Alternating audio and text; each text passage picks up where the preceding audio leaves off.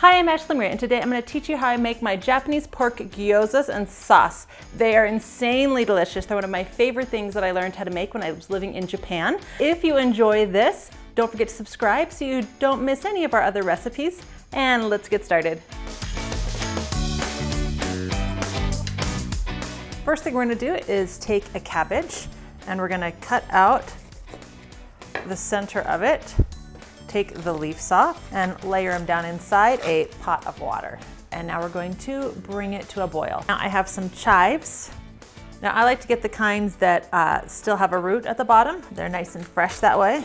Just cut the root off. Make sure that you rinse these. I once found a spider in one. You do not want to chop that up and put that in your gyoza. Now I will stress again the importance of having really sharp knives. I get mine sharpened twice a year, and with the amount that I use them, I should probably do it 3 times a year. Another note is you never want to use your knife to scrape across the board. It will actually bend your knife and it will dull it much faster. I just use a bench scraper, or of course you can use the back of your knife. You want to use 2 batches of chives, or if you don't have chives, you can also substitute for green onions. So today I'm going to do half and half, just to show you. Now for the garlic, typically I use a garlic press, but today I'm going to show you how you can do it if you don't have a garlic press. So the first thing you want to do is cut off the bottom, and then using the flat of your knife and the palm of your hand, you want to smash it real good with a couple of whacks.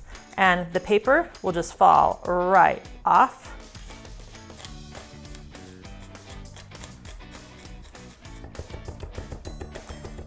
Now, once you have your garlic finely minced, you can just add it to whatever dish you're doing now. But to go the extra step to really release some of those juices and get some great flavor out, I take, again, the flat part of my knife and kind of squish it down. You can see it's already getting a lot wetter and more pasty, and that just really gets that flavor where you want it to be.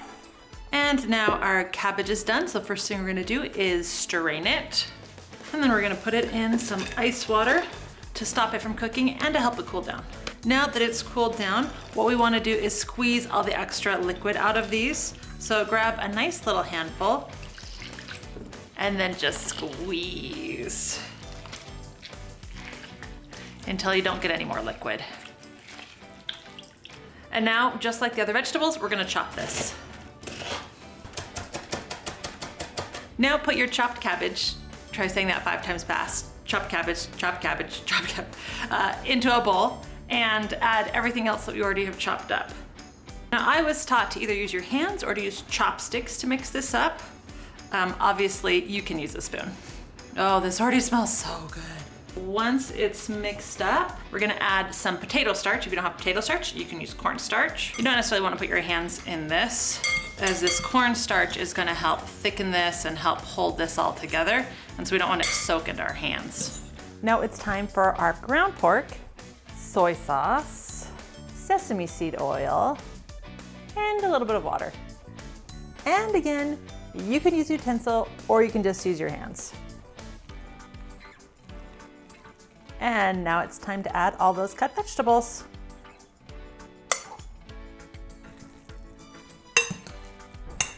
Now for the wrappers. You want to get the small round gyoza or pot sticker wrappers at your Asian grocery store. I usually find these in the freezer or the refrigeration aisle. You want to make sure that they're thawed in the refrigerator before you use them, not straight out of the freezer. And then you want to keep some water on hand.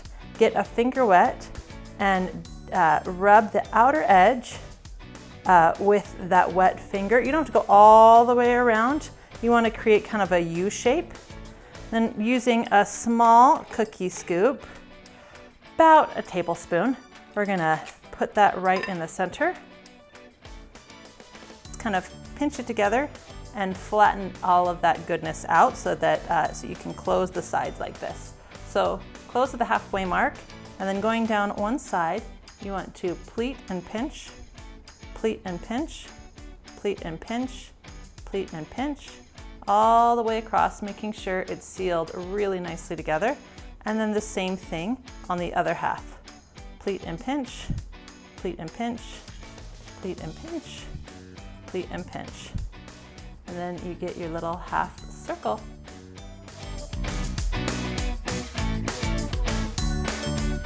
So heat your pan up to medium high, and then we're gonna turn it down to medium and add some olive oil. Then we're going to add our gyozas to the pan. They should start bubbling right away. Now you don't want to crowd them. You can always cook more later. And then you want to cook those until the bottom is golden brown. Beautiful golden brown. Then we're going to add enough water to cover the gyozas just halfway. Turn it up to high, put the lid on it, and then we're going to let that steam till most of the water's gone. Then we're going to take off the lid and let the water continue to cook until the water's completely gone. And once the water is all gone, they are done. Now we're gonna make the dipping sauce. This is half soy sauce and half rice vinegar. For an extra little kick, I like to add some chili oil. And just like that, it's finished. Now this isn't a hard recipe to make, but it is a little bit time consuming. This is one of those recipes that's great to make with friends. You can do it assembly line style and get them all put together actually really fast, kind of like the tamales. Now this recipe makes 80. I like to freeze at least half of them and then I just pull them out and cook them. You can cook them frozen. They're just gonna take a little bit longer to steam and finish, but honestly, they don't take that much longer to get the same end results. So it's definitely a favorite of mine to make a big batch of and then just pull them out little by little. The first time I make them, I usually cook about half and then share it with my kids. After that, I just pull out a couple at a time and make them for myself for lunch. It's one of my favorite things to do.